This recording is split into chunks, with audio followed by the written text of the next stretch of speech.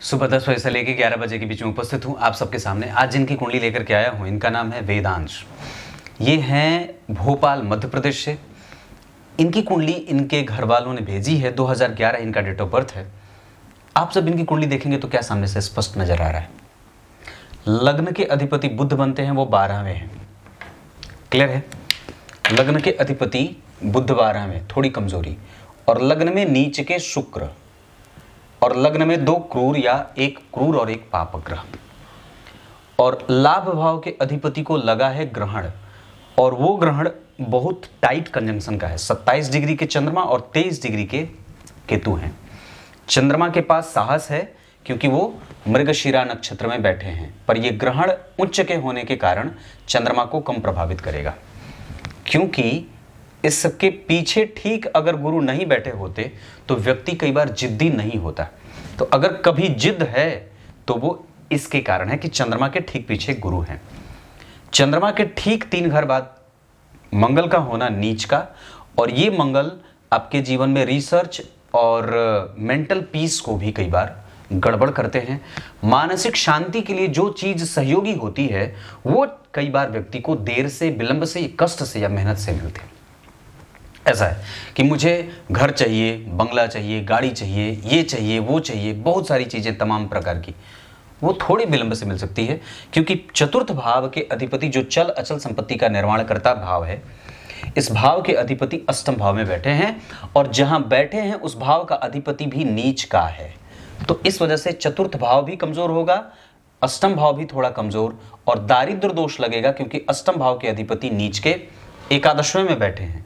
तो अष्टम भाव के अधिपति एकादशवें में बैठेंगे तो ये दारिद्र दोष होगा, जिसका परिणाम ये होगा कि व्यक्ति के जीवन में आरंभ में मशक्कत बनती है और कम पैसों पर नौकरी करनी पड़ती है। ऐसे फल इसके निकलते हैं। लग्न के अधिपति का 12वें जाना, लग्न के अधिपति का 12वें जाना, लग्न के अधिपति का 12वें जाना, ये ज्योतिष की दृष्टि ही देख सकती है। अन्य लोगों को थोड़ी कम समझ में आएंगी चीजें। ये विदेश भाव है, ये विदेश भाव है, यहां भी विदेश भाव। कर्म क्षेत्र की कुंडली में 10वें स्थान का अधिपति लग्न में, और बुध व्यापार का कारक केंद्र पे असर डाल रहा है। चंद्रमा वणिक स्वभाव के ग्रह लग्न में बैठे, यहां भी बुध वणिक स्वभाव का होता है। यहां भाग्य भाव के अधिपति का लग्न को देखना और राहु का कुंभ राशि में बैठना शनि की दृष्टि प्राप्त करे तो यश, कीर्ति, मान, सम्मान अवश्य मिले व्यक्ति को, पर कर्म क्षेत्र में व्यवसाय के रूप में ज्यादा। नौकरी के योग इस कुंडली के लिए थोड़े कमजोर नहीं होंगे, हालांकि ठीक ही है क्योंकि शनि की दृष्टि यहां है। बुध जो है वो जन्म कुंडली में 12वें है, तो मैं समझता हूं कि व्यक्ति पहले तैयारी करने के लिए दूर जाए। अपने घर से जितना दूर जाएंगे उतना ही ज्यादा बढ़िया रहेगा। विदेशवास करने का योग आपकी कुंडली में ज्यादा अच्छा है। कृष्ण पक्ष के अष्टमी तिथि भाद्रपद माह में जन्मे हैं। सुंदर तो आप होंगे क्योंकि लग्न में सूर्य और शुक्र बैठे हैं तो कंफ्यूजन से युक्त होता है, हालांकि सुंदरता रहती है। लंबा छरहरा वदन होता है। शुक्र के कारण व्यक्ति में थोड़ी सी नीच का शुक्र बैठेगा तो थोड़े कमजोर, आकर्षित करने वाला, कमजोर हो जाता है। हालांकि व्यक्ति सुंदर फिर भी होगा क्योंकि वस्तुतः ये बुध से और शुक्र से प्रभावित होगा। यहाँ पे जो लग्नेश बैठे हैं बुध, वो सिंह के बैठे हैं, और यहाँ वो बैठ रहे हैं वृश्चिक के। तो एक जो अल्हड़पन होता है, जो एक व्यक्ति के जीवन में कोमलता और समरसता होती है, वो हमेशा ही जातक के पास रहेगा। यहाँ पे गुरु मंगल का बैठना, शिक्षकीय और कन्विंसिंग कैपेसिटी अच्छी, और साथ ही साथ यहाँ व्यक्ति के जीवन का डेली रूटीन बड़ा अच्छा होता है। माता का सुख बहुत अच्छा हो, ससुराल का पक्ष बड़ा अच्छा मिलता है। अब आगे बढ़ूं तो दक्षिणायन में इनका जन्म है। ये ठीक नहीं होता। दक्षिणायन में चंद्रमा को बल अवश्य मिलता है, और इनका जन्म जो है हुआ है वो सुबह 7:10 पे हुआ है। तो सुबह 7:10 यानी कि दिन का जन्म, और चंद्रमा जो है वो कृष्ण पक्ष के हैं, तो दिन के जन्म में कृष्ण पक्ष का जन्म अच्छा होता है। अगर व्यक्ति का जन्म दिन में हुए और कृष्ण पक्ष का है तो अच्छा होगा। रात्रि में है और शुक्ल पक्ष में है तो चंद्रमा की स्थिति और भी ज्यादा अच्छी होती है। दक्षिणायन में चंद्रमा बली होते हैं, और यहाँ पे चंद्रमा उच्च के भी हैं। यहाँ इसका अर्थ होगा कि लाभ ठीक है पर थोड़े बहुत संशय से युक्त है, और मन को परेशान करेगा, इमोशन को कंट्रोल नहीं होने देता है। कई बार व्यक्ति कंफ्यूजन से युक्त होता है। कंफ्यूजन 2 प्रकार से, लग्न में सूर्य और शुक्र का बैठना, चंद्रमा और केतु का बैठना, और चंद्रमा के ऊपर किसी भी शुभ ग्रह का कोई प्रभाव नहीं बनना। कृष्ण पक्ष मंगलवार के जन्मे होने से व्यक्ति में उग्रता, व्यग्रता और क्रोध और कई बार हकलाहटपन की स्थिति। सिद्धि योग में जन्मे हैं, मृगशिरा नक्षत्र, बल, पराक्रम, तेज, ऊर्जा बहुत ज्यादा और बैलेंस करने में कई बार व्यक्ति गड़बड़ी भी करेगा। बालवकरण ठीक होगा, काम में जो भी काम व्यक्ति को दे दिया जाए, जो भी वो लक्ष्य बना लेता है उसको वो सिद्ध कर लेता है। वैश्य वर्ण और देवगण के होने के कारण सबको साथ लेकर के चलने की स्थिति। ये कन्या लग्न के लोग जो होते हैं उनको बहुत अच्छे से पता है कि किसको कौन सी बात कब कहनी है। वस्तुतः इनके जीवन में धर्म बड़ा अच्छा होता है, अध्यात्म बड़ा अच्छा होता है, चिंतन भी होता है, चपलता भी होती है, चतुराई भी होती है, ग्राह्य होते हैं, कॉपी करने वाले होते हैं, किसी भी चीज़ पे अपना टैग लगा करके बेच देने वाले होते हैं। ऐसे प्रभाव इनकी कुंडली में देखे जाएंगे और निश्चित रूप से ये प्रभाव थोड़ी बहुत कमजोरीपन के साथ ही होगा। संपूर्ण अगर आकार वो भाव न ले पाए, बचपना, अल्हड़पन, थोड़ी चंचलता, व्यग्रता, वाणी का क्षय, बुद्धि का क्षय, ज़्यादा विचार करना और माता पिता का आदर करना, पूर्वजों का आशीर्वाद, नेत्रों की समस्या, ये सब अगर जो होगी तो ये सब शुक्र के नीच होने, लग्नेश बुध के 12वें जाने, भाग्य भाव में चंद्रमा के ग्रहण और अष्टम भाव के गुरु पेट से संबंधित समस्या देंगे। और रिसर्च वगैरह में व्यक्ति का मंथन बड़ा अच्छा होता है, हालांकि वो थोड़ा कमजोर ही होगा क्योंकि मंगल नीच के हैं। अब आपकी कुंडली में अभी दशा राहु की चल रही है, इस वजह से आप लोगों को कुंडली दिखलाने की आवश्यकता पड़ी, अन्यथा तो आप नहीं आते। राहु की दशा है जातक के ऊपर से और राहु जन्म कुंडली में नीच के बैठे हैं। उसके ऊपर एक शुभ ग्रह की दृष्टि जा तो रही है पर वो भी नीच की दृष्टि जा रही है, शनि जैसे प्रभाव से युक्त। शनि की दृष्टि यहाँ पे अच्छी नहीं है क्योंकि इस कुंडली के लिए वो रोगेश भी तो होते हैं और जीवन में कभी कभी घसीटी भी करवाते हैं, क्योंकि 6वें और 5वें भाव के अधिपति होकर के लग्न में बैठे हैं। किसके साथ? 12वें भाव के अधिपति। तो 6वें और 12वें भाव के अधिपति का लग्न में बैठना व्यक्ति के चरित्र को, व्यक्ति के चिंतन को, व्यक्ति के प्रभाव को, व्यक्ति की महत्वाकांक्षा को और व्यक्ति के स्वाभिमान की स्थिति को थोड़ा डिग्रेडेशन में लेके जाए, चिंतित करे, व्यथित करे, मन को परेशान करे, हतप्रभ करे और कई बार व्यक्ति को जो चीज मिलने वाली होती है उसमें विलंब भी होता है। लग्नेश का 12वें जाना और शनि का तृतीय भाव में राहु के साथ देखना व्यक्ति को नेचर वाइज बड़ा ही मेहनती बना दे पर टेक्निकली व्यक्ति को बड़ा ही स्ट्रांग बना देता है। कम्युनिकेशन व्यक्ति का जो है वो इतना मजबूत होता है कि किसी को भी अपनी तरफ आकृष्ट कर ले। और दूसरा, वो साहस और बल कभी भी उसके पास कम नहीं हो। ऋण वगैरह देने से व्यक्ति को बचना होगा, किसी पे भरोसा करने से बचना होगा। आप डॉक्टरी क्षेत्र में भी जा सकते हैं, ऐसी भी स्थितियां बनती हैं। मंगल अगर नीच के नहीं होते तो ये स्थिति और भी ज्यादा अच्छी होती। लग्न में सूर्य और शनि सरकारी क्षेत्र का लाभ देंगे क्योंकि शनि का प्रभाव दशम स्थान पे भी है। चंद्रमा भी आपकी कुंडली में ठीक है। पहले नौकरी सरकारी का ही प्रयास करिएगा, बाद में चल करके खुद का व्यवहार भी आपकी कुंडली में बनेगा। प्राइवेट सेक्टर में जाने की कोई आवश्यकता आपको नहीं पड़ेगी। इस कुंडली के लिए जो मैं देख रहा हूं उसमें एक बात जो भी बता दूं, उसमें बुध अस्त होंगे और शनि शुक्र अस्त होंगे। तो शुक्र नीच के भी और अस्त भी, इस वजह से कई बार व्यक्ति आकर्षित थोड़ा कम कर पाता है और कई बार दाम्पत्य में पत्नी रुष्ट होती है या कई बार वो आपसे नाराज, या कई बार विवाह करने से पहले बहुत ही अच्छे तरीके से कुंडली को मिला लेने की आवश्यकता होगी। अगर वो नहीं मिलाया जाए तो गड़बड़ी होगी। सप्तम भाव अष्टम में ससुराल धनवान होगा पर कई बार पत्नी से वो मतभेद हमेशा ही बाहर या अंदर बना रहता है। मंगल का प्रभाव यहाँ के लिए ठीक नहीं है, मंगल का प्रभाव यहाँ के लिए ठीक है और मंगल का प्रभाव यहाँ के लिए भी बहुत अच्छा नहीं है। लग्न में सूर्य और शुक्र कंफ्यूजन न पैदा करें, इसलिए किसी भी चीज को बहुत ही ज्यादा स्पष्ट समझने की आवश्यकता होगी। सूर्य जिस स्थिति में बैठे हैं अपने ही बल में हैं, वो ठीक हैं, कारक होते हैं और मैं समझता हूँ कि उनके पास चंद्रमा का नवम पंचम होना, ये चंद्रमा और सूर्य के लिए दोनों के लिए बहुत अच्छा होगा। चंद्रमा के पास साहस है, वो ग्रहण में है, इस वजह से मन को संतुलित करने का दबाव आपके ऊपर हमेशा रहेगा। बहुत ज्यादा विचारों में खोने की और गोते लगाने की कोई आवश्यकता नहीं है। मंगल आपकी कुंडली में ठीक है क्योंकि मंगल जिस नक्षत्र में बैठेंगे उसका अधिपति लग्न में उच्चाभिलाषी है शनि, और ऐसी अवस्था आपकी कुंडली के लिए कई बार लाभदायक और कई जगहों से धन कमाने में थोड़े बहुत मेहनत के बाद सफलता दिलवा देते हैं। आरंभ में कई बार, चूंकि आपकी कुंडली का लग्नेश जो है वो शुक्र 12वें नीच का है, यहाँ भी और यहाँ भी नीच का, और यहाँ पे भी शुक्र जो स्थिति में बना करके बैठे हैं वो 12वें जा रहे हैं। ऐसी अवस्था में व्यक्ति को जन्म स्थान से दूर जा करके बड़े लोगों से, परिचित लोगों के साथ व्यापार भी करने का योग बनेगा क्योंकि यहाँ के अधिपति जो है वो धन का योग लगा रहे हैं। वैसे कई तरीके से व्यक्ति धन कमा लेगा, इसमें कोई गड़बड़ी नहीं होगी।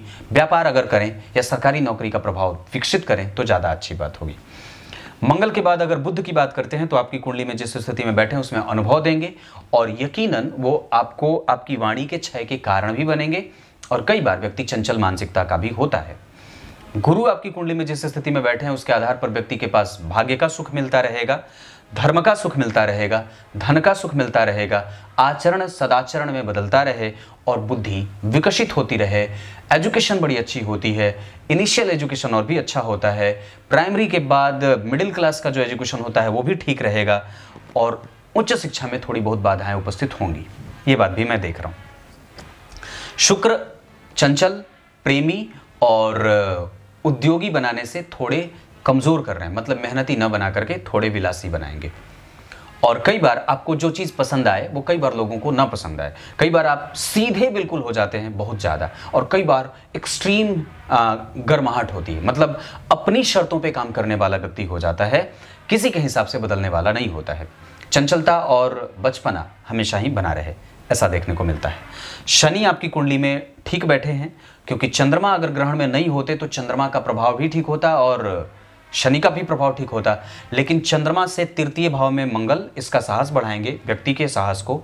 लग्न के अधिपति 12वें और धन के अधिपति लग्न में नीच के और गुरु से प्रभाव से मुक्त, इस वजह से हालांकि लग्नेश के ऊपर गुरु की दृष्टि होगी तो व्यक्ति में समरस बना करके सबको एक साथ ले चलना और दूर जाकर के भी सबका ख्याल रखना, ये भी बनेगा। और शुक्र का प्रभाव यहां रहे तो पत्नी थोड़ी खर्चीली होती है, ये बात मैं इतनी कहूंगा। इस कुंडली में दिशा उत्तर बहुत अच्छी रहे, धन कमाने के लिए बहुत अच्छी दिशा रहेगी उत्तर, और पूर्व भी अच्छी रहे। अंक इस कुंडली के लिए 4 बहुत अच्छा रहे। राशियां विवाह के लिए वृषभ और कन्या और कर्क बहुत अच्छी रहे। नक्षत्र हस्त का अच्छा है। मृगशिरा में दान वगैरह नहीं करिएगा, दवाइयां मृगशिरा में मत खाइएगा, और अगर कोई भी काम करना हो तो भरणी, हस्त, पुष्य, पुनर्वसु, अनुराधा और रेवती, ये कुछ नक्षत्र आपके लिए अच्छे होंगे।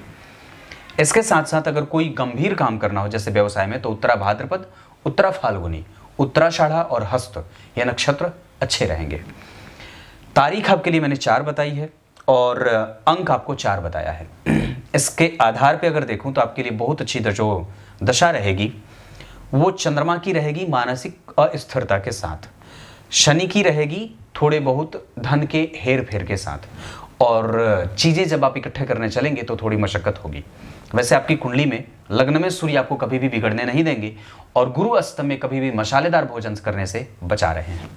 नवांश कुंडली में लग्नेश 12वें, राहु यहाँ, गुरु मंगल का योग। पत्नी के अंदर पॉसिबिलिटी है कि वो कामगार, काम करने वाली और बहुत अच्छी और व्यवस्थित होती हैं, थोड़ी खर्चीली होती हैं और उनका सुंदर होना भी स्वाभाविक होगा, ऐसा भी देख रहा हूं। ये स्थिति बनती है। इस कुंडली में एजुकेशन अच्छी है और गुरु ज्ञान के कारक होकर के अष्टम में बैठे हैं, इस वजह से कई बार व्यक्ति में ऐसा भी देखने को मिलेगा कि उसके अंक थोड़े कम आए और व्यक्ति में विद्वता होने के बावजूद भी उसको जो पब्लिसिटी मिलनी चाहिए वो थोड़े देर से मिले और उसके जीवन में विपरीत परिस्थितियों का निर्माण भी होगा। हो सकता है कि एक बार में वो व्यक्ति सफल ना हो, दूसरे और तीसरे बार में सफल होने के चांसेस कई गुना हैं। इस वजह से कभी भी अगर किसी भी क्षेत्र में आप मेहनत करते हो, अगर एक बार में ना हो तो दोबारा उस पर लग करके रहिएगा। आपकी कुंडली में पराक्रम और कम्युनिकेशन भाव में राहु नीच के हैं, ये थोड़े गड़बड़ करेंगे। चतुर्थ भाव के अधिपति जन्म कुंडली में अष्टम में, ये ठीक नहीं है और इकट्ठा करने में दिक्कत होगी। कोई भी चीज, चल अचल संपत्ति, धन, घर, गाड़ी, बंगला वगैरह। पंचम भाव और छठवें भाव के अधिपति लग्न में और सूर्य के साथ बैठे हैं 12वें, ये ठीक नहीं होता। दारिद्र दोष बनाएंगे। विपरीत परिस्थिति में साहस और बल बना करके रखना होगा और दुश्मनों से बच करके रहिएगा, नहीं तो नुकसान भी है। सप्तम भाव के अधिपति अष्टम में, ससुराल धनवान और धन से युक्त, आदर भी मिले और निश्चित रूप से व्यक्ति को कई बार वैवाहिक सुख में कमजोरी भी देखने को मिलेगी। इस वजह से बिना कुंडली मिलाए विवाह न करिएगा। नवम भाव ठीक बना है, लेकिन लग्न में, कन्या लग्न की कुंडली में मैंने एक सूत्र बताया था कि कन्या लग्न की अगर कुंडली बने तो वहां पे शुक्र लग्न में भी नीच के बैठेंगे तो खराब नहीं होंगे, मतलब वो धन देते रहेंगे। इसका अर्थ होगा कि व्यक्ति का धन का क्षेत्र खराब नहीं है, क्योंकि इस कुंडली के लिए शुक्र 2 अच्छे भावों के अधिपति भी होते हैं और निश्चित रूप से चंद्रमा उच्च के हैं।